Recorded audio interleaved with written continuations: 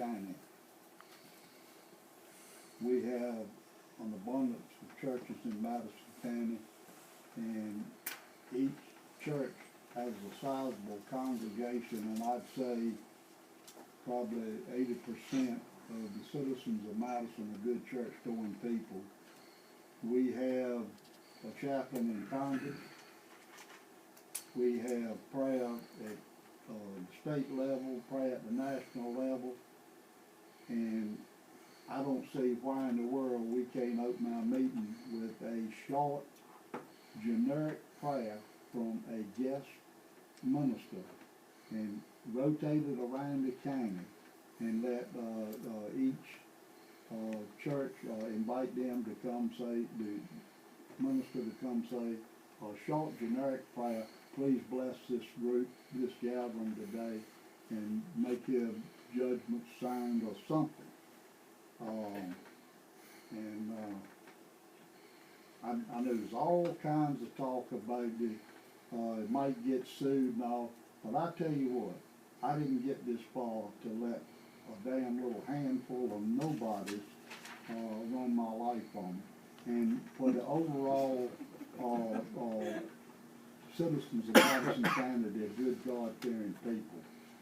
And Jack, would you like to comment on the legal implications? Well, there definitely are legal implications. As some of you know, Pennsylvania County is currently going through it right now. They had prayers on somewhat the basis that you're suggesting, a rotating basis. I was in school, wasn't No, this is the Board of Supervisors. I? And the federal suit was brought by a citizen and the ACLU. The federal judge issued an injunction to stop the practice of prayers, and these happen to be Christian prayers at the meeting. It is currently on appeal, as I understand it, to the Court of Appeals. It's in the federal court, it's not the state court. But the issue of attorney's fees is still alive, and there have been motions filed to get the county to pay the attorney's fees in regard to the city. That's still an open issue. So on the state level, there is current litigation. The current status of that litigation is that the Pennsylvania government has been enjoined from doing that type of thing. It's also before the U.S. Supreme Court in a case that you may have heard about involving Greece, New York. I think that case has maybe has already been argued before the Supreme Court. So my point being is that the law, certainly the most important law, will be when the Supreme Court rules. And that's coming. And I think my feeling would be, quite frankly, that it would be reasonable for Madison to wait and see what the Supreme Court rules. It seems to me that if you move forward at this point, that maybe asking for legal trouble would be unnecessary. It's not like there aren't things that are pending at the highest court in the whole nation, and they're also pending in the, I suspect the Pennsylvania case will actually be deferred. There won't be a decision on that until the Supreme Court rules.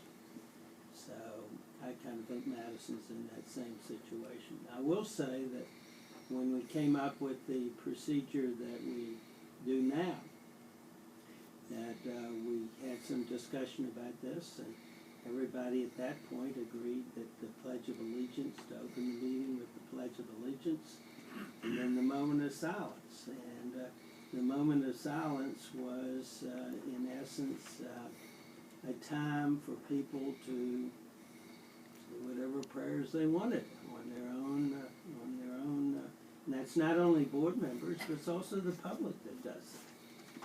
And that is a practice that has been followed by other jurisdictions on this issue also.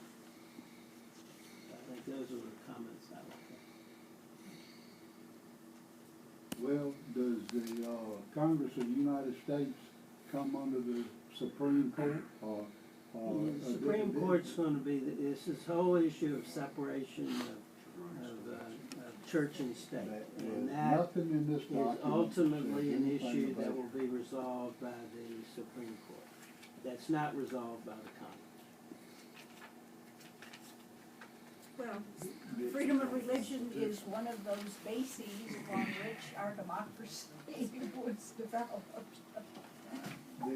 The separation of church and state is a bunch of hoo. It says Congress shall make no law respecting an establishment of religion or prohibiting the free exercise thereof, or abridging the freedom of speech or the press or the right of the people to peacefully assemble. And that, the Constitution does not say one single word about separation of church and state. That's been a bunch of hooey from. I just hate to be an American that tucks tail and runs because somebody said, I might get after you because you violate my civil liberties. How about mine? I got liberties too. Let me read you a little thing from the or short portion of the Prime Minister of Australia. Immigrants, not Australians, must adapt. Take it or leave it. I'm tired of the nation worrying about whether we are offering some individuals or their culture. Since the terrorist attack on Bali, we have experienced a surge of patriotism by majority of Australians. And it goes on to say, we speak mainly English, not Spanish, Lebanese, Chinese, Japanese, Russian, or any other language. Therefore, if you wish to become part of our society, learn your language. And then it says, Mr. Campbell, point of order. I mean, this, you know, we can debate this for hours. all right, well, But we I have was trying to heard put my phone call. from the attorney that it is not a wise decision to do prayer right now because of what's before the Supreme Court of the United States and because of the recent judgment in Virginia. And we are taking a risk to try to push this through. And, you know, you don't want to spend the taxpayers' money, but if we had a legal suit to contend with, we would be spending the taxpayers' money. I think that good judgment requires us not to move on this, and that we have freedom of religion exercised by having our moment of silence, and everyone can pray to whatever God they believe in, or not, but that's freedom of religion.